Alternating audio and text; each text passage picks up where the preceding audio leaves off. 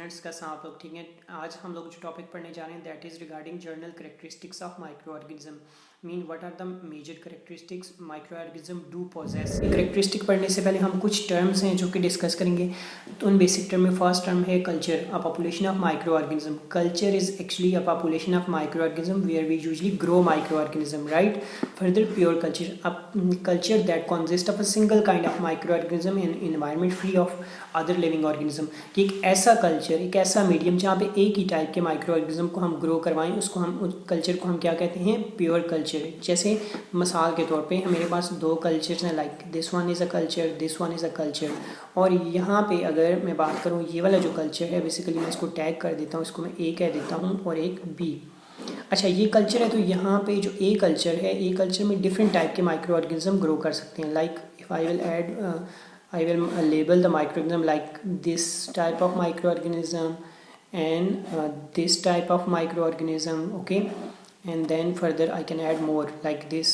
There are variety of microorganism growing in culture A. This is not a pure culture, but means this A culture is not a pure culture. But in case of B, if we say there are single kind of microorganism growing like this, so it means this culture is a pure culture. So we can declare culture B as a pure culture as well. Further, colonies. Now we will discuss what does it mean. Colonies, distinct compact masses of cells that are macroscopically visible. कि हमारे पास distinct खास किस्म की compact means एक दूसरे के करीब करीब masses of cells that are macroscopically visibly, जो कि हम macroscopically by naked eye we will be able to see those masses of cells. Such masses of cells are known as colonies. Like here you can see this is a colony of microorganism, this is another colony of microorganism, and this is another colony of microorganism. I can label these colonies like A, okay, and B, and further C. These colonies are distinct from each other, okay. This one is distinct, this one in terms of color, shape, or we can say in other factors as well. So colonies are actually distinct masses of cells. Further, culture medium. Culture medium is a mixture of nutrient used in laboratory to support and growth and multiplication of microorganism. कि हम ऐसा medium, culture medium basically एक ऐसा medium जहाँ पे हम micro organism को grow करवाते हैं। तो उस मीडियम में हमारे पास बेसिकली एगर होता है एक प्रिंसिपल कॉन्स्टिट्यूएंट्स के तौर पे, और फिर हमारे पास फर्दर उसमें सुक्रोज और कुछ न्यूट्रिएंट्स भी मौजूद होते हैं जो कि सपोर्ट करते हैं माइक्रोबियल ग्रोथ को, okay. Major characteristics of micro organism. अब हम माइक्रो मेजर करेक्टरिस्टिक्स भी डिस्कस करेंगे। तो जो फर्स्ट मेजर इंपॉर्टेंट करेक्टरिस्टिक्स है माइक्रो ऑर्गेनिज्म के, उसमें हम लोगों के पास आते हैं morphological characteristics. Morphological mean structural, shape के बिहाव पे, सेल साइज के बिहाव पे, cell shape, size and structure, components, structure, इन तीनों एस्पेक्ट से हम जो सेल्स को डिफ्रेंशिएट करते हैं माइक्रो ऑर्गेनिज्म को, उसको उन करेक्टरिस्टिक्स को हम बेसिकली मॉर्फोलॉजिकल करेक्टरिस्टिक्स कहते हैं। Cell arrangement, occurrence of special structures and developmental form, staining reaction and motility and flagellar arrangements. तो ये सारे करेक्टरिस्टिक्स मॉर्फोलॉजिकल करेक्टरिस्टिक्स आते हैं कि माइक्रो ऑर्गेनिज्म कुछ स्टेनिंग में पॉजिटिव आएंगे, कुछ नेगेटिव आएंगे, और उनका साइज भी वेरी करेगा, शेप भी वेरी करेगी और स्ट्रक्चर भी वेरी करेगा। Requires pure culture for study. कि मॉर्फोलॉजिकल करेक्टरिस्टिक्स अगर हम माइक्रो ऑर्गेनिज्म की स्टडी करना चाह रहे हैं तो हमें प्योर कल्चर चाहिए होगा where we can grow a single colony, ताकि हम इंडिविजुअली माइक्रो ऑर्गेनिज्म को ग्रो करवाएं और वहाँ पर जाके हम उनकी ग्रोथ या कल्चरल करेक्टरिस्टिक्स दे सकें, उनकी साइज़, उनकी शेप को ऑब्जर्व कर सकें। तो इसलिए हमें प्योर कल्चर चाहिए। Further, different types of microscopy can be employed for such characterization. Electron microscopy can be use to see the fine details of the cell structure. So usually जो preferred mode है हमारे पास वो है electron microscopy का। अगर हम electron microscopy करेंगे तो हमें माइक्रो ऑर्गेनिज्म को कोट करना पड़ेगा by using gold and it's very expensive process. So लेकिन इसका फ़ायदा ये है कि हम माइक्रो ऑर्गेनिज्म की डिफरेंट टाइप्स को भी ऑब्जर्व कर सकते हैं, राइट। ओके, फर्दर हम डिस्कस करते हैं chemical characteristics of microorganism. The various constituents of microbial cells contain a variety of organic compounds. तो microorganism जो है वो काफ़ी different organic compounds से मिलकर बने होते हैं, ठीक है। Microorganisms have characteristic chemical composition with both quantitative and qualitative differences. कि microorganism कुछ प्रोटीन्स के बने होंगे, कुछ लिपिड्स के बने होंगे, और कुछ हम लोग कहते हैं कि जो प्रोटीन, लिपिड्स, कार्बोहाइड्रेट्स भी मौजूद होगी, लिपोपॉलीसेक्राइड मौजूद होगी माइक्रो ऑर्गेनिज्म की सेलुलर कंपोजिशन में, तो micro organism will very. Example है अकरेंस ऑफ लिपोपॉलीसेक्राइड कि जैसे सेल वॉल है माइक्रो ऑर्गेनिज्म की ग्राम पॉजिटिव की, तो वहाँ पे लिपोपॉलीसेक्राइड मौजूद है। So this is another important constituents of microbial, this is another important microbial और chemical constituents of micro organism. इसकी तरह डीएनए मौजूद होता है, आरएनए मौजूद होते हैं, तो ये कुछ केमिकल कॉन्स्टिट्यूएंट्स, कुछ माइक्रो ऑर्गेनिज्म में आरएनए जेनेटिक मटेरियल मौजूद होगा, कुछ में डीएनए मौजूद होगा। Further, cultural characteristics. Microorganisms also do possess cultural characteristics, nutritional requirements and physical conditions required for growth and the manner in which growth occurs. तो nutritional requirements भी micro organism की different होती हैं। जैसे कुछ जो हैं वो साल्ट में ग्रो करेंगे, कुछ जो हैं वो विदाउट साल्ट में, मीडियम में साल्ट मौजूद नहीं होगा तो ग्रो करेंगे। Their characteristics will vary. Okay, further different types of culture medium, culture containing inorganic compounds और ऑर्गेनिक कंपाउंड्स। तो कल्चर मीडियम एक्चुअली जो मीडिया हम प्रिपेयर करते हैं जिसपे माइक्रो ऑर्गेनिज्म को ग्रो करवाना होता है, तो उसमें कुछ ऑर्गेनिक कॉन्स्टिट्यूएंट्स भी हो सकते हैं और inorganic. Organic means carbon compound. अगर ऑर्गेनिक की बात करेंगे तो जिनमें कार्बन मौजूद है ऐसे मीडियाज़ को हम क्या कहेंगे, ऑर्गेनिक।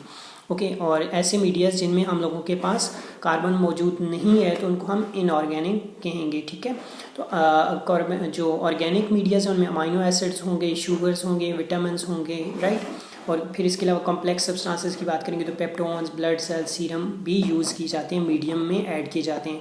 इससे फ़ायदा क्या होता है कि माइक्रो ऑर्गेनिज्म की ग्रोथ जो है वो अच्छी होती है, their growth will be facilitated. अच्छा, फर्दर है some micro organism require living host for growth. For example rickettsias need a culture of mammalian tissues to grow, कि कुछ माइक्रो ऑर्गेनिज्म के लिए हमें क्या करना पड़ता है कि एक स्पेशल लिविंग होस्ट चाहिए होता है, ये टिश्यूज़ चाहिए होते हैं फॉर दियर ग्रोथ, और इसमें हम कहते हैं मेमालियन टिश्यूज़ चाहिए होते हैं रिकेशिया की ग्रोथ के लिए। Incubation temperature is also very important. Some bacteria require more than 40 degree centigrade, some below 20 and some require 37 degree centigrade. तो अगर हम माइक्रो ऑर्गेनिज्म का टेम्परेचर चेंज कर देंगे तो उनकी ग्रोथ को हम कम या ज़्यादा कर सकते हैं। ठीक है, this is an also a very important point for microbial growth. Presence और absence of oxygen and light also play important role.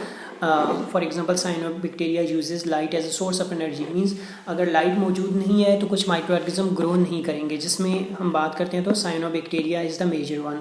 तो साइनोबैक्टीरिया के लिए आपको लाइट चाहिए होगी ताकि वो साइनोबैक्टीरिया वहाँ पे प्रॉपर्ली ग्रो करे। हम इसी वजह से कहते हैं कि सनलाइट और light is very important source for the growth of cyanobacteria.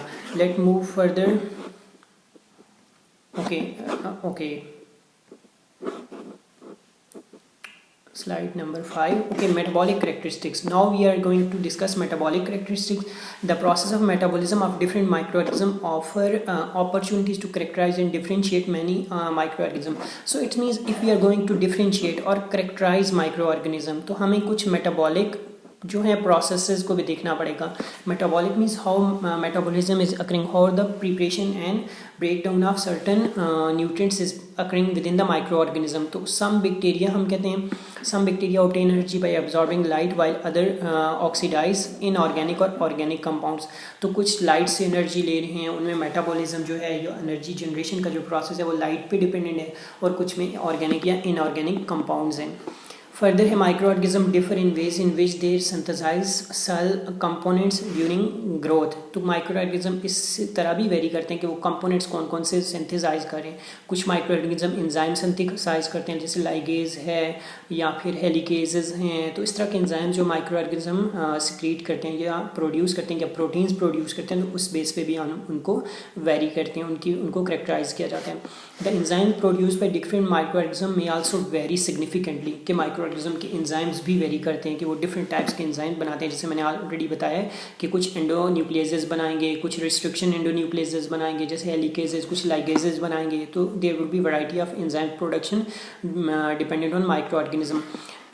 Okay, antigenic characteristics. Microbial cells contain specific antigens. Microorganism also contain specific antigens, okay, and specific antibodies to bind different antigen. और फिर क्या होता है कि हमारी body जब micro organism different types के antigens मौजूद हैं माइक्रो ऑर्गेनिज्म, तो हमारी बॉडी क्या करती है उन एंटीजन्स के अगेंस्ट एंटीबॉडीज़ बना देती है। Antibodies can therefore be used as a tool for identification of specific micro organism. So actually हमारे पास अगर एंटीबॉडीज़ मौजूद हैं, ऑलरेडी प्रिपेयर्ड हैं, तो हम माइक्रो ऑर्गेनिज्म को डिटेक्ट कर सकते हैं, बिकॉज कि एंटीबॉडी जो हमारे पास प्रिपेयर्ड है वो कंप्लीमेंट्री होगी जो माइक्रो ऑर्गेनिज्म है उसकी, तो वो वहाँ पे रिएक्ट करेगी। ओके, फर्दर लॉक एंड की मैकेनिज्म। लॉक एंड की मैकेनिज्म हमारे पास जो टाइफाइड बैक्टीरिया है इसके लिए भी हम यूज़ करते हैं, इसकी डायग्नोसिस के लिए हम कि ऑलरेडी हम एंटीबॉडीज़ प्रिपेयर कर लेते हैं। जब हमारे पास ऑलरेडी एंटीबॉडीज़ प्रिपेयर होती हैं तो हम क्या करते हैं उसके साथ रिएक्ट करवा जो प्रिपेयर्ड एंटीबॉडी है उसके साथ एंटीजन जो टाइफाइड बैक्टीरिया में बेसिकली उसके जो एंटीजन्स हैं जैसे साल्मोनेला टाइफी है या साल्मोनेला पैराटाइफी है वो उसके अगेंस्ट रिएक्ट करते हैं। तो हमारे पास इस तरह भी एक यूज़फुल मेथड है for the determination of antigenic characteristics of microorganisms, specifically Salmonella typhi. Okay, next moving forward for genetic characteristics of microorganism. Microorganism do possess some genetic characteristics. Suppose this one is a microorganism, okay, and once we are going to insert a plasmid. Plasmid actually acts as a vector. Okay, plasmid एक vector के तौर पे हम add करते हैं और इसका काम क्या होता है बेसिकली कि to transmit the genetic material है उसको ट्रांसफॉर्म करना। And plasmids are also used in genetic engineering for experimental purposes. तो ये प्लाज्मिड्स हैं, जब ये इस माइक्रो ऑर्गेनिज्म इंसर्ट किए जाएंगे तो ये क्या करेंगे, इस डीएनए को जो माइक्रो ऑर्गेनिज्म का डीएनए है उसको कॉपी कर लेंगे। यहाँ पे आप देख लें कि यहाँ पे अभी आपको कोई प्लाज्मिड नज़र नहीं आ रहा है इस सेल के अंदर, लेकिन जब यहाँ से आपने एक प्लाज्मिड इसमें इंसर्ट किया और फ्यूचर में क्या हुआ कि एक यहाँ पे प्लाज्मिड आ गया। अब इस जो माइक्रो ऑर्गेनिज्म की करैक्टरिस्टिक्स हैं वो इस जो माइक्रो ऑर्गेनिज्म है वहाँ पे शिफ्ट हो चुके हैं क्योंकि इसका जेनेटिक मटेरियल इस प्लाज्मिड में मौजूद होगा। और इस तरह से हम कहते हैं कि now both have plasmids for antibiotic resistance. Suppose before this micro organism was easily killed by antibiotics, after the plasmid insertion in it, this is an antibiotic resistant microorganism, so there would be some characteristics transmitted into the next bacterium which will finally lead towards the antibiotic resistance। और ये bacteria जो है ये antibiotic resistant show करेगा, इसके against इसको antibiotics किल नहीं कर सकेंगी, right. So we say genetic characteristics of microorganism also vary and sometimes plasmids are responsible or even insertion of plasmid can be used for the enhancing or diminishing the antimicrobial activity of a microorganism as well, or microbial activity of microorganism as well. Pathogenicity, the ability to cause disease is characteristics of microorganism। तो काफ़ी सारे micro organism हैं जो कि disease काज करते हैं, तो उनकी जो एबिलिटी है पैथोजेनिसिटी है उसकी बेस पे भी हम माइक्रो ऑर्गेनिज्म को कैरेक्टराइज करते हैं। Micro organism can be pathogenic for animals, plants और plants and some can cause disease to other micro organism too. कुछ माइक्रो ऑर्गेनिज्म है जो एनिमल्स को डिजीज़ काज करेंगे, कुछ जो हैं वो प्लांट्स को डिजीज़ काज करेंगे, और कुछ माइक्रो ऑर्गेनिज्म हैं जो कि इवन खुद माइक्रो ऑर्गेनिज्म के साथ ही उनकी इंटरेक्शन होगा और उनको भी इफेक्ट कर देंगे या इन्फेक्ट कर देंगे। उसमें बैक्टीरियोफेजेस की जो एग्जांपल है इसमें ये होता है कि एक बैक्टीरिया एक वायरस को इन्फेक्ट कर देता है और फिर उससे जो एक वायरस एक बैक्टीरिया को इन्फेक्ट कर देता है और इससे फिर ये होता है कि हम लोगों के पास बैक्टीरियल सेल डिस्ट्रॉय हो जाते हैं। Ecological characteristics, habitat is an important parameter for characterization. तो इकोलॉजिकल एनवायरमेंटल करेक्टरिस्टिक की जब हम बात करते हैं तो उसमें बेसिकली ये होता है कि जो habitat is in very important parameter कि माइक्रो ऑर्गेनिज्म कहाँ पे रह रहे हैं। कुछ मैरीन हमें माइक्रो ऑर्गेनिज्म होंगे, कुछ टेरेस्ट्रियल होंगे, कुछ फ्रेश वाटर माइक्रो ऑर्गेनिज्म होते हैं, तो their habitat will vary. Microorganism in oral cavity are different to those of the intestinal tract. तो माइक्रो ऑर्गेनिज्म जो ओरल कैविटी में रह रहे हैं वो डिफरेंट होंगे, जो इंटेस्टाइन में रह रहे हैं वो डिफरेंट माइक्रो ऑर्गेनिज्म होंगे।